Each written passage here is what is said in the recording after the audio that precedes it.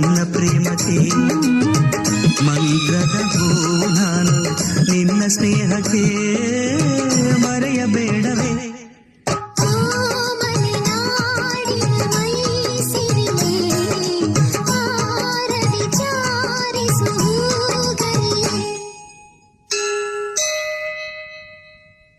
ದೇವರ ಗುಡಿಯಂತೆ ವೇದದ ನುಡಿಯಂತೆ ನಾದದ ಅಲೆಯಂತೆ ಪ್ರೇಮವು ಮೇಘದ ದನಿಯಂತೆ ವರ್ಷದ ಶರದಂತೆ ಧರಣಿಯ ಹಸಿರಂತೆ ಪ್ರೇಮವು